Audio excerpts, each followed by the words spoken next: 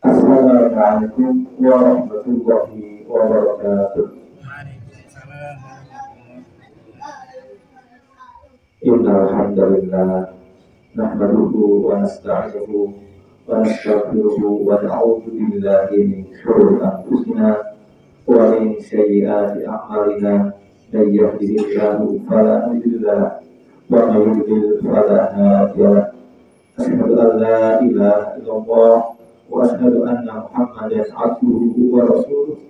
Allahumma shalli wa sallim wa barik ala nabiyyina Muhammadin wa ala alihi wa ashabihi wa man tabi'ahum bi ihsanin ila yaumiddin. Amma ba'd. Bapak Ibu, pada pertemuan yang lalu kita sudah membahas tentang bahaya lisan. Asal kamu kan? Nah, pada kesempatan berikut, kita akan melanjutkan, yaitu karena lisan itu berbahaya, maka kita diperintah untuk menjaga lisan. Kita diperintahkan agar lisan ini tidak menyebabkan kita masuk neraka. Allah Subhanahu wa Ta'ala itu sudah memberikan larangan kepada kita, yaitu berupa ucapan dan perbuatan yang kita tidak punya ilmunya. Kenapa demikian? Karena setiap ucapan maupun perbuatan itu akan dipertanggungjawabkan di hadapan Allah Subhanahu wa Ta'ala. Tidak ada sedikit pun yang akan istilahnya tidak sampai, semuanya akan menemui kita, baik amal baik ataupun amal yang buruk. Di dalam surat Al-Isra ayat 36 Allah berfirman, A'udzu billahi minasyaitonir rajim, wala taqfu ma laysa laka bihi ilm, innas sam'a wal basara wal fu'ada kullu ulaika kana anhu mas'ula. Dan janganlah kamu mengikuti suatu yang tidak kamu ketahui. Terus menawi kita boten ngerti niku ampun melu-melu, ampun sok ngerti. Nak boten ngerti menika wonten kewajibanipun apa Bu? Sekolah, sekolah. Niki di sekolah ini kapan sekolah di Indonesia.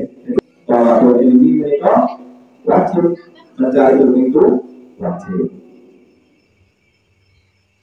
Inna sam'a, sesungguhnya pendengaran, wal basara, penglihatan, kullu ulaika kana anhu mas'ula, semuanya itu akan diminta pertanggungjawabannya. Maka dari itu janganlah kalian, ini kita itu jangan mengatakan sesuatu yang tidak kita ketahui ilmunya. Jadi kita kesini ini untuk mencari ilmu. Kemarin kita sudah bicarakan salah satu keutamaan orang yang mencari ilmu, yaitu akan dimudahkan jalannya ke surga. Tujuan kita itu sebenarnya cuma tunggal, Bapak Ibu. Harapan kita itu cuma satu, yaitu masuk surga. Bukan harapan lainnya aja. Dalam salah satu hadis dikatakan dari Abu Musa al-Asy'ari, ada yang bertanya kepada Rasulullah SAW, "Qultu ya Rasulullah," ini Abu Musa al-Asy'ari bertanya, "Wahai Rasulullah, ayu muslimina afdalu?" Siapa kaum muslimin yang paling utama? Rasulullah menjawab, orang man salimal muslimuna min lisanihi wa yadihi. Sapa yang paling mulia kuwi? Siapa yang paling mulia? Rasulullah menjawab, yaitu orang yang kaum muslimin lainnya itu selamat dari gangguannya, gangguan lisannya dan gangguan tangannya. Kalau kita bertetangga misalnya, suatu ketika angin, pohonnya ngebruki rumah gitu ya, ngebruki rumah kita diburi oleh pohon tangganya. Gimana? Kira-kira paginya langsung atau betul-betul biasanya? Nyuwun hijau. Mungkin panjenengan pun sudah sering mengingatkan, ya kita boleh seperti itu. Tetapi Rasulullah itu memberi jalan keluarnya itu tidak seperti itu. Jalan keluarnya yaitu memaafkan. Itu. Jadi jalan Rasulullah itu ada seorang sahabat, bukan namanya sahabat, yang bertetangga dengan orang Yahudi. Setiap saat itu kotoran rumahnya itu memasuki, dibuangnya itu ke halamannya atau sekitar rumahnya seorang muslim. Berulang-ulang lama sekali sampai suatu ketika orang itu bulan orang itu, "Gua ambil yang ini. Ini ternyata problem itu kok. Kok orang baik?" Ternyata itulah orang Islam seperti itu. Akhirnya orang Yahudi itu malah kemudian masuk Islam. Ya. Kalau panjenengan misalnya bertetangga dengan orang yang punya kebun, mesti protes ya. Itu maksudnya yang itu saja sekarang banyak misalnya orang akan membangun kandang ayam. Wah, satu ini mesti protes ya. Kalau masalah kan juga ini. Nah ini kita itu diingatkan oleh Rasulullah bahwa kalau kita itu ingin menjadi orang yang baik, orang yang utama, yaitu lisan kita harus dijaga, tangan kita jangan plak-plak, ya. Ono tanggulane tombone mentiung ning apa? Tahan apa kebone dhewe langsung gue arep plas. Iki itu termasuk orang yang tidak baik, ya. Harusnya kalau saya inginnya dipotong, ya harus pakai ini, tidak harus langsung. Jadi itu Bapak Ibu, mari kita berlatih untuk senantiasa menahan diri dari berbuat ataupun mengucapkan hal-hal yang tidak baik. Kemudian Rasulullah SAW itu juga bersabda, "Innal abda la yatakallamu bil kalimati ma yatabayyanu fiha yazillu biha fin nari ab'ada mimma bainal masriqi wal maghrib." Ada seorang hamba yang benar-benar akan mengucapkan suatu perkataan yang tidak ia pikirkan, yang karenanya ia terjerumus ke dalam neraka sejauh antara jarak timur dan barat. Jadi akan ada orang yang mengucapkan sesuatu tidak dipikirkan, maka itu bisa menyebabkan dia masuk neraka. Maksudnya piye gitu? Maksudnya repot. Contohnya contoh.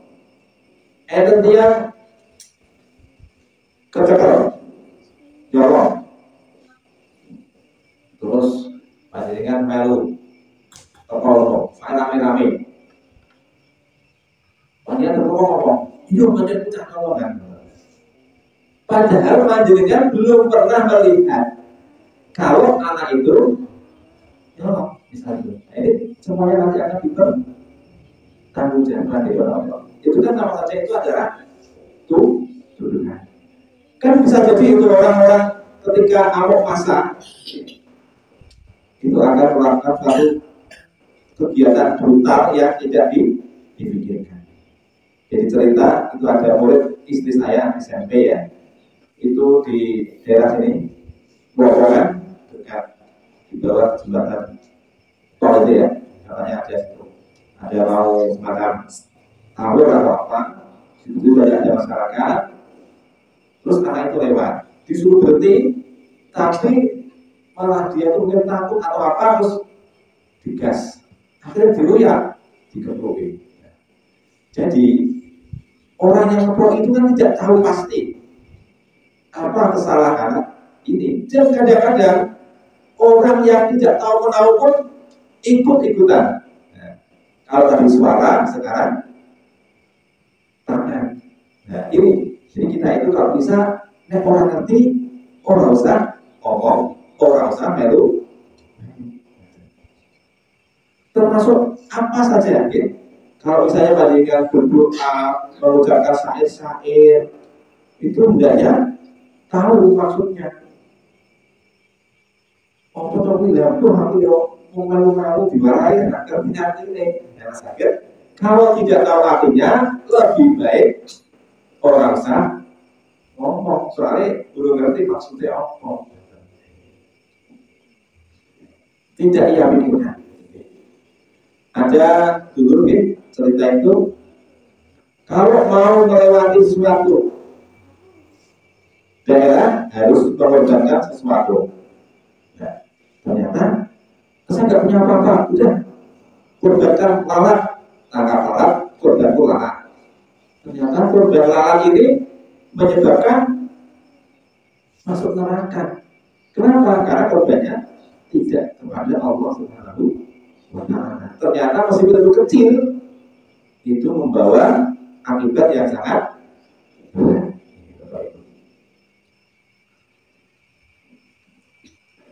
Dalam satu riwayat, Sufyan bin Abdullah meminta nasihat kepada Rasulullah SAW.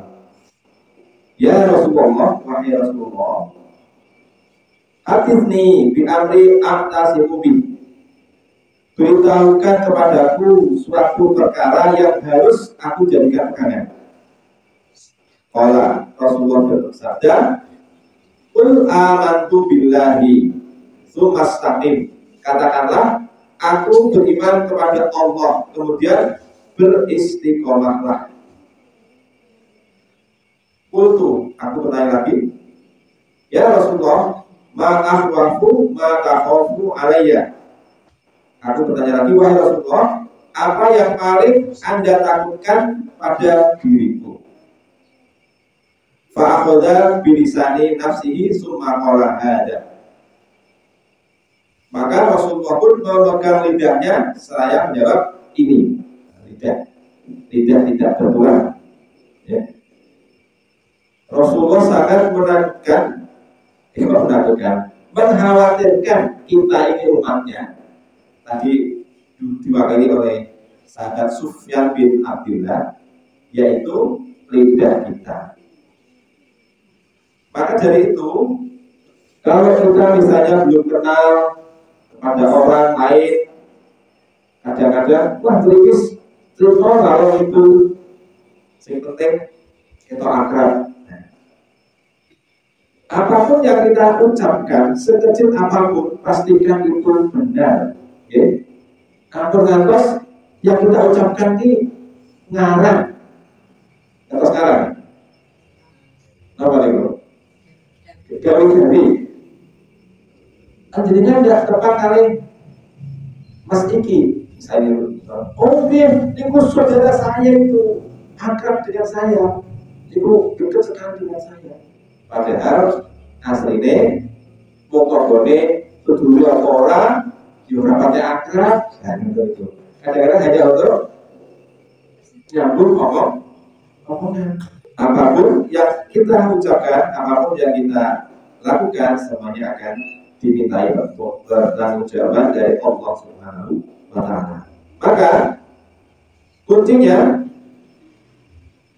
Rasulullah SAW ini ditanya lagi oleh Sufyan bin Abdullah, ya Rasulullah, man najatu, wahai Rasulullah, apa itu keselamatan? Qala, Rasulullah menjawab, amsik alaika lisanaka, jagalah lisanmu, walayasaka baituka. Hendaklah rumahmu membuatmu lapang.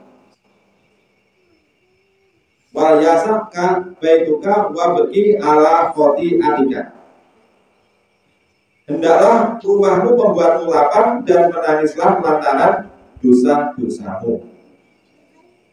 Maksudnya itu nih. Pertama, kalau jagalah lisanmu, gampang ya, paham ya? Jaga lisanmu. Pokoknya kul khairan aw yasmut. Katakan sing bener atau sebaiknya diam saja. Kadang-kadang ada yang ngapusi. Dalam bentuk ngapusi maksudnya ngapusi untuk kalian enggak, tapi hanya omongan saja gitu. Jadi kalau ngomong itu gitu.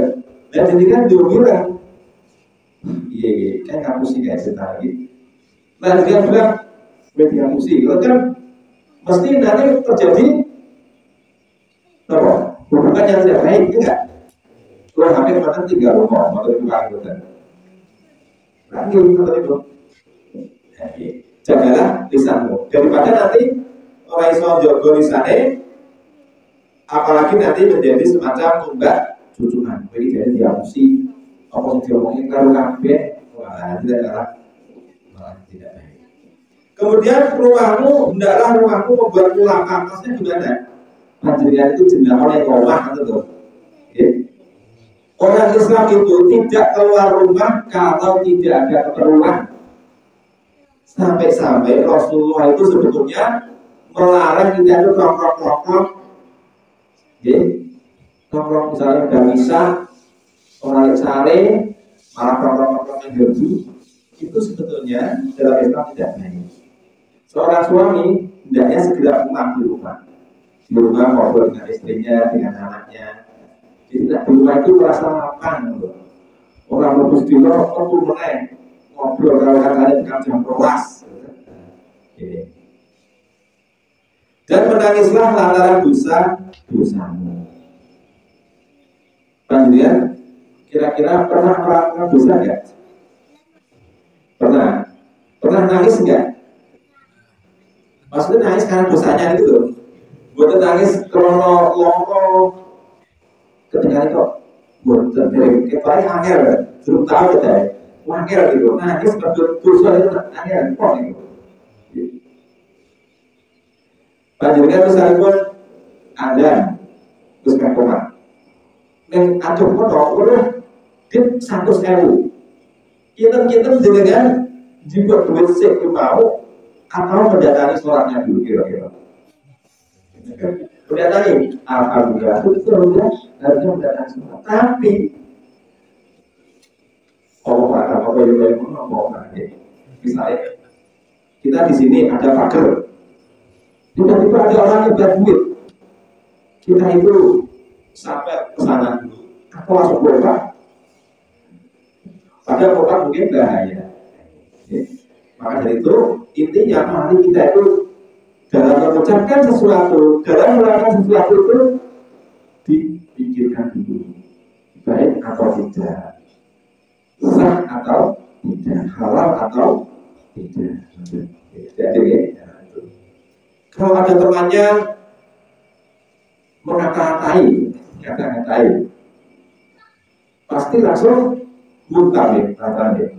Misalnya pun panjenengan anaknya dinyek, kalau korban jenengan, kira-kira jenengan dia rasanya. Anakku gitu kan. Mesti anakku. Bikin kayak korban, mesti nambahi lagi Pak. Tetapi dalam Islam itu hendaknya kita menahan diri, tidak membalas dulu, ya. Sebabnya kenapa?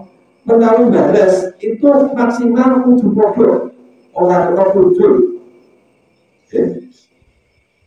Anakmu nakal, jawab anakmu nakal. Nah, ini benar, dia benar. Nah, anakmu nakal. Jadi kan janjolnya tambah siji di bawah. Nah, kalau kita bisa memaafkan, maka itu lebih baik. Nah, kesimpulannya, kesempurnaan Islam itu ditandai kemampuannya menahan lisannya dari menyakiti kaum muslimin, baik itu orang dewasa maupun anak-anak. Yang kedua, menjaga lisan itu merupakan sebab keselamatan. Kemudian yang ketiga, kesimpulan yang ketiga, ada kalanya orang yang masuk neraka karena perkataannya yang dia tidak menyadarinya. Semongan, dia tidak sadar, itu bisa saja membawa dia masuk ke neraka. Mari kita senantiasa berdoa juga, doa kepada Allah, ya Allah, mudahkanlah aku mengucapkan kalimat-kalimat thayyibah, kalimat-kalimat yang baik, dan selamatkan lisanku dari hal-hal yang salah, hal-hal yang tidak baik. Subhanakallahumma wa bihamdika, asyhadu an la ilaha illa anta, astaghfiruka wa atubu ilaik. Assalamualaikum warahmatullahi wabarakatuh.